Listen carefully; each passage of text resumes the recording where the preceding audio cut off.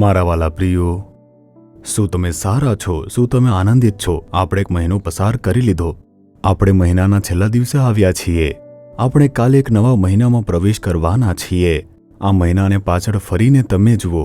તમારી સાથે પ્રભુએ કઈ રીતે વાત કરી છે તે વિશે વિચાર કરી જુઓ. તમારો હાથ પકડીને તે તમને કયા માર્ગે દોરી ગયા છે તે વિચારી જુઓ. તેમણે કેટલી પ્રાર્થનાઓનો ઉત્તર આપ્યો તે જુઓ. તમને માર્ગદર્શન આપવા સુધારવા માટે તેમણે તમને કેટલી સલાહ આપી છે. તમે વિશ્વાસમાં કેટલા બધા મજબૂત થયા. તમે વિશ્વાસમાં પ્રગતિ કરી છે. તમારા આધ્યાત્મિક જીવનમાં તમને નવી શક્તિ પણ મળી છે. પ્રભુની સ્તુતિ કરવી જોઈએ ને. કહો, હે પ્રભુ, આ મહિના દરમિયાન મારા માટે આટલા બધા સારા કાર્યો કર્યા, ધન્યવાદ. સારું, આ છેલ્લા દિવસે પણ તેમની પાસે કયું વચન છે તમે જાણો છો? તે આ વચન આપે છે, યોહાન 16મો અધ્યાય 24મી કલમ, તમારો આનંદ સંપૂર્ણ થાય માટે માંગો ને તમને મળશે. તમને હજુ સુધી કશું મળ્યું નથી, તેમાં અભાવ છે. તમે કહો છો કે આ થયું, તે થઈ ગયું છે, પરંતુ કેટલીક બાબતો છે જે બની નથી. હું તેમાં અભાવ ધરાવી રહ્યો છું. પ્રભુ કહે છે, મારા બાળકો, તમે માંગો અને તમને મળશે, જેથી તમારો આનંદ પૂર્ણ થાય. કેવળ માંગો અને હું તમને આપવા માટે તૈયાર છું. શું મેં મારું લોહી વેવડાવ્યું નથી? વધસ્તંભ પર મર્યો નથી. માંગો તો હું તમને આપીશ. તે તમને વચન આપી રહ્યા છે કે તેને પૂર્ણ કરશે. તમે માંગશો તો મળશે. તમે પ્રભુ પાસેથી માંગ્યા સિવાય પ્રાપ્ત કરી શકતા નથી. માંગો તો તમને આપવામાં આવશે, એવી રીતે તેમનું વચન છે. તમારે વિશ્વાસથી માંગવું પડશે.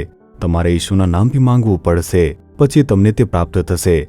જ્યાં પણ તમને અભાવ હોય, આજે પણ તે બાબતની અંદર એક ચમત્કાર થશે. આજે જ હમણાં પ્રભુ તમને આશીર્વાદની પૂર્ણતા આપવા જઈ રહ્યા છે, કારણ કે તેમણે તમને સંપૂર્ણ આશીર્વાદ આપવા માટે અભાવની અંદર પોતાને સમર્પિત કરી દીધા. ઐશ્વર્ય પરમેશ્વર આ દુનિયાની અંદર ગરીબ તરીકે આવ્યા. પ્રભુએ પોતાની બધી મહિમા છોડી દીધી. એક સામાન્ય માણસ તરીકે નીચે આવ્યા. તેમણે વધસ્તંભ ઉપર મરવા પોતાને સમર્પિત કર્યા. તે આપણા માટેના, તમારા માટેના પ્રેમના કારણે છે. તેમણે વિચાર્યું, મારા બાળકોને આશીર્વાદ મળવો જોઈએ. તેથી ઈશુએ તમારા બધા પાપોને, શ્રાપોને, બીમારીઓને, પીડાઓને, કષ્ટોને વધસ્તંભ ઉપર ઉઠાવી લીધા છે. તેમની પાસે માંગીને જુઓ. તે કહે છે, હું તમને સંપૂર્ણ આપીશ. તમે શું ઈચ્છો છો? તમને સંપૂર્ણ આશીર્વાદ કયા જોઈએ છે? તમારો આનંદ પૂર્ણ થવો જોઈએ. અમે તેના માટે પ્રાર્થના કરીશું. હું તમારા માટે પ્રાર્થના કરીશ. હે પ્રભુ, આ પુત્રને, આ પુત્રીને કોઈ પણ વસ્તુની કમી ન થવી જોઈએ. તેમને સંપૂર્ણ આશીર્વાદ તમે આપો.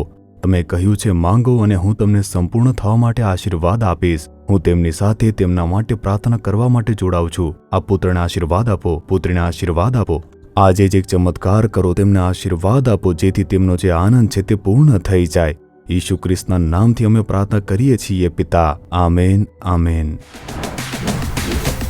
જીસસ રીડીમ્સ ગુજરાતી યુટ્યુબ ચેનલને સબસ્ક્રાઇબ કરો.